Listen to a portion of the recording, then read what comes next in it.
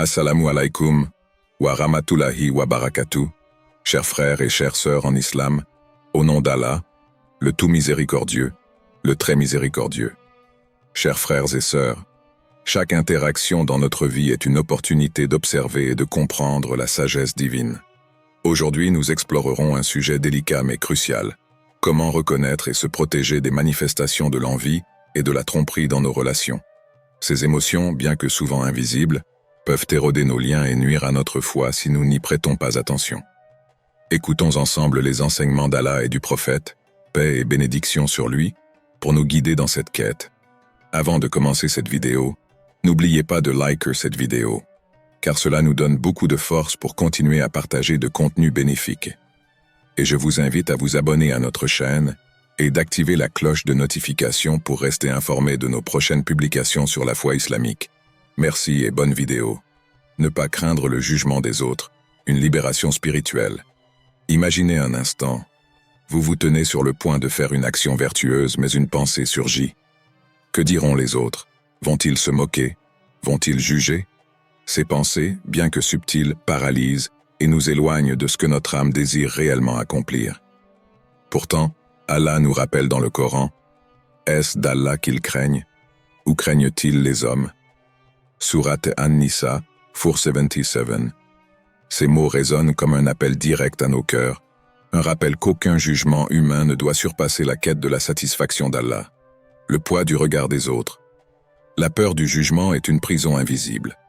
Elle nous pousse à agir pour plaire aux gens plutôt qu'à Allah, oubliant que leur satisfaction est éphémère. Imaginez marcher sur un chemin sinueux, où chaque pas est guidé par les regards et attentes des autres. Peu importe vos efforts, leurs attentes changent constamment. Pourtant, lorsque vous choisissez de marcher pour Allah, votre route devient claire. Pourquoi? Parce qu'il connaît vos intentions les plus profondes et ne vous demande rien d'autre que la sincérité. Un exemple du prophète. Le prophète Muhammad Ayyouas a affronté des moqueries, des insultes et même des persécutions. Malgré cela, il n'a jamais dévié de son objectif, transmettre le message d'Allah. Ses paroles, ses actions, sa patience ont transformé des ennemis en alliés et des cœurs durs en cœurs remplis de foi. Prenons exemple sur son courage. Allah dit « Et place ta confiance en Allah. Allah suffit comme protecteur. » Sourate An-Nisa, 481. Ce verset est une ancre, un rappel que lorsque nous agissons pour Allah, il nous soutient et nous protège contre tout ce que les autres pourraient penser ou dire. Un chemin vers la libération spirituelle. Quand vous ressentez la crainte du jugement, posez-vous cette question. Cette action me rapproche-t-elle d'Allah? Si la réponse est oui, avancez avec confiance. Peu importe ce que disent les gens, car leur opinion n'aura aucun poids le jour du jugement. Ce jour-là, seul votre lien avec Allah comptera. Agissez avec sincérité, vivez pour plaire à Allah, et découvrez la liberté incomparable de ne dépendre que de son regard.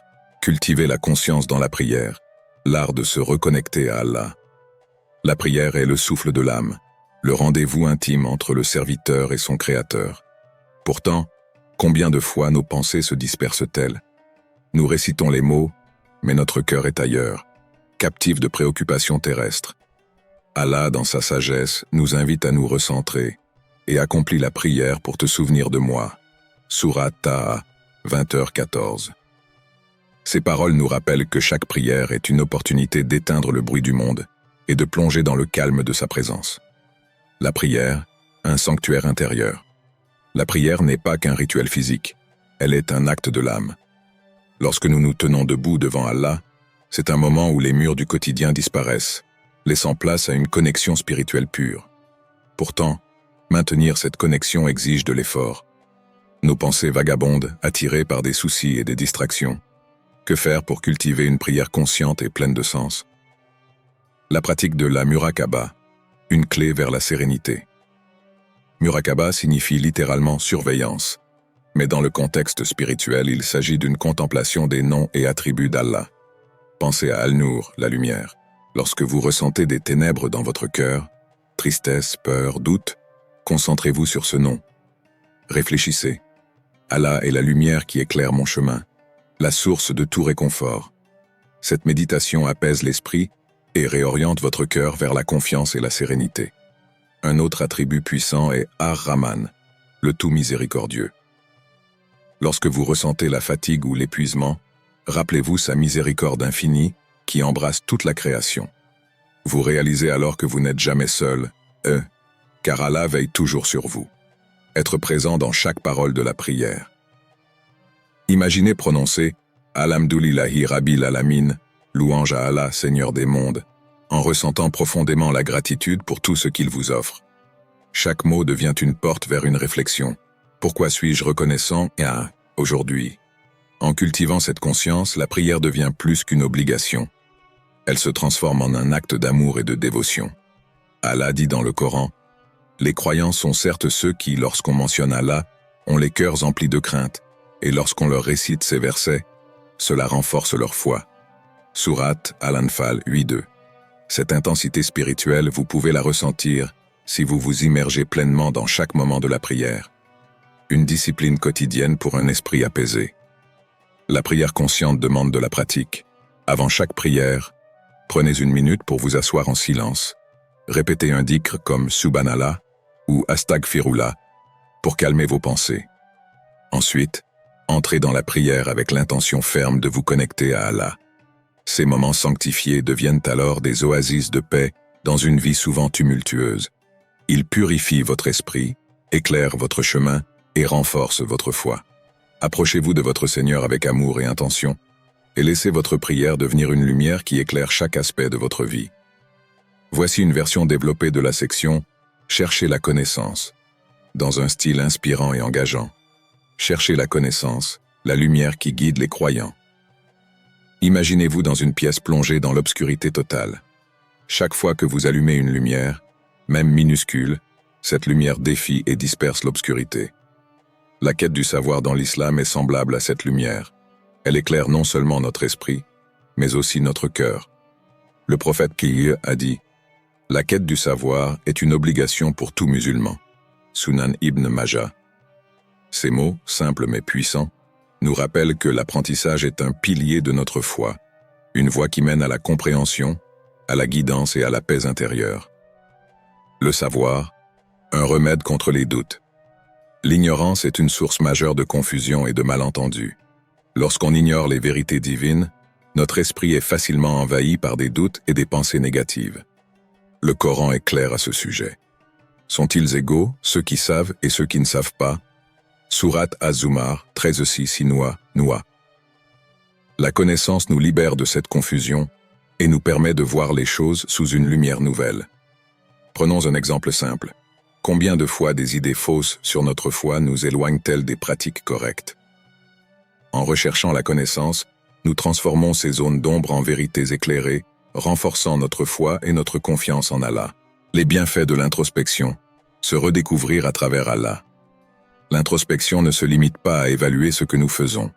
C'est aussi une opportunité de reconnaître nos bénédictions et nos lacunes, et de grandir à partir de cette prise de conscience.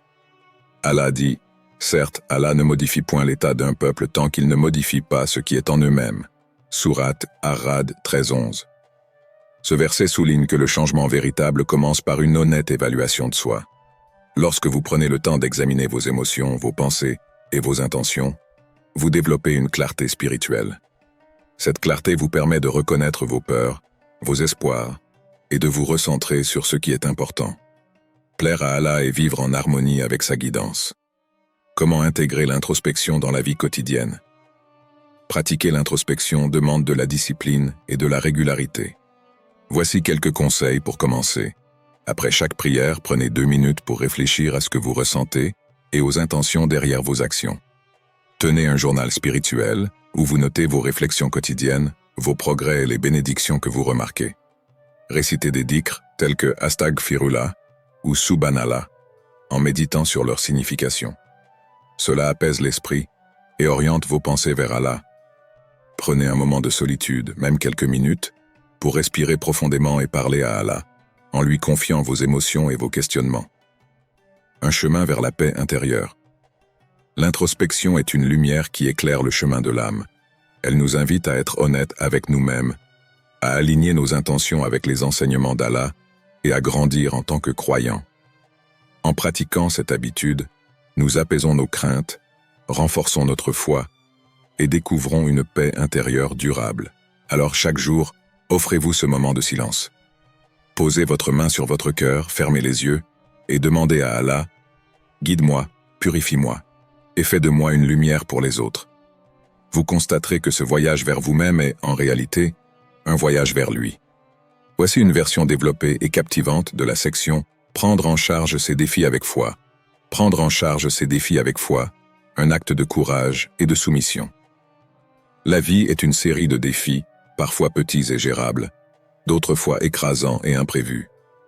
Face à ces épreuves, nous avons deux choix, céder au désespoir ou y faire face avec foi. Allah nous offre une promesse et une consolation dans le Coran. Et place ta confiance en Allah. Allah suffit comme protecteur.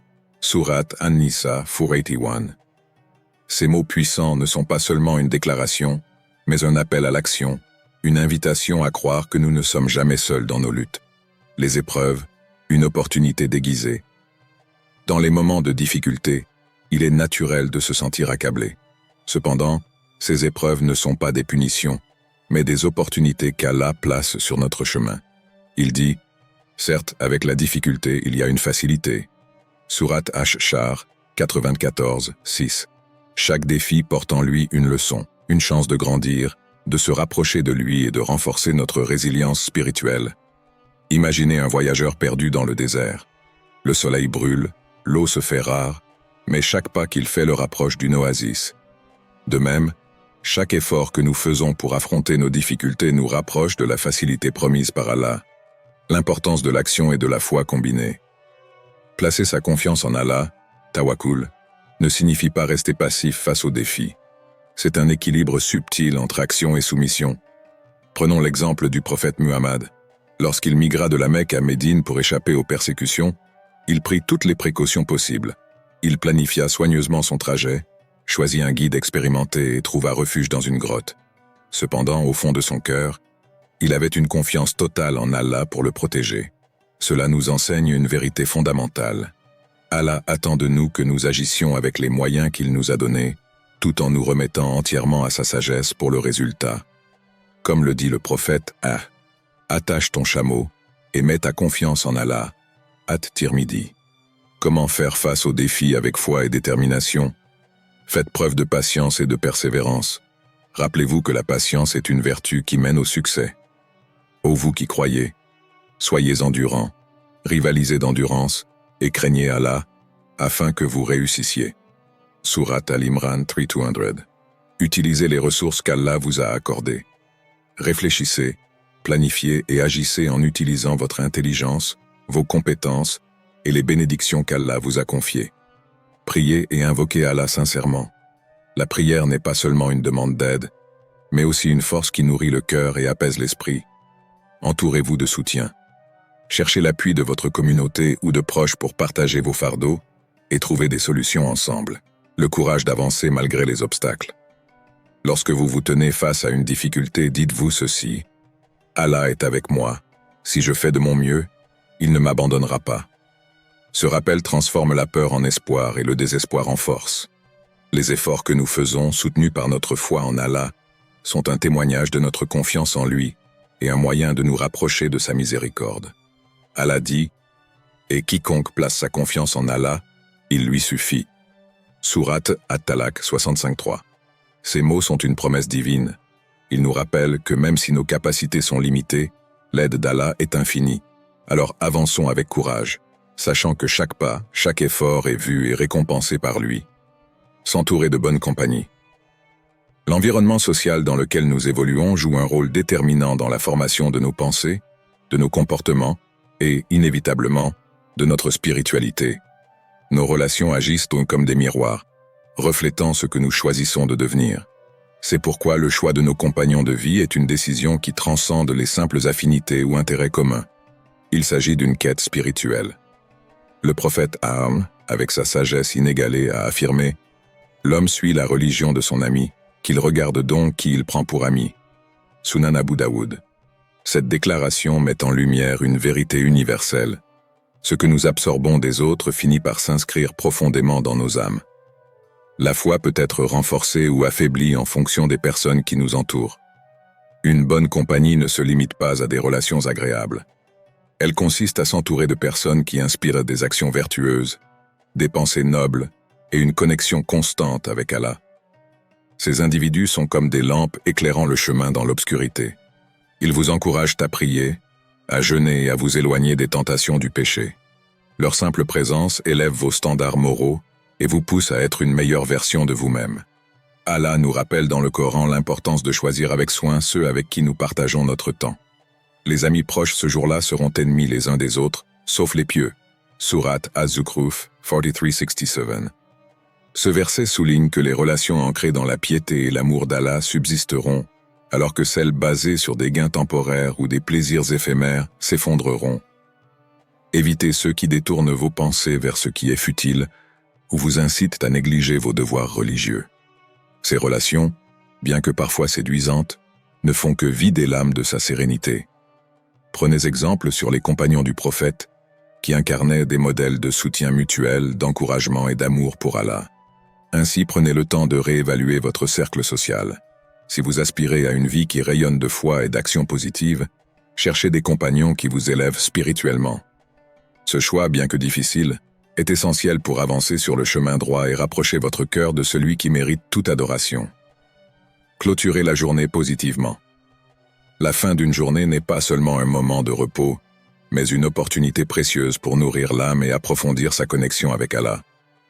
Dans le tumulte de nos vies, nous négligeons souvent l'importance de ce moment intime, où le silence de la nuit permet à notre cœur de s'apaiser et à nos pensées de se recentrer. Clôturer sa journée positivement commence par des gestes simples mais significatifs. Les ablutions avant de dormir, par exemple, ne sont pas de simples pratiques physiques, mais un acte de purification intérieure.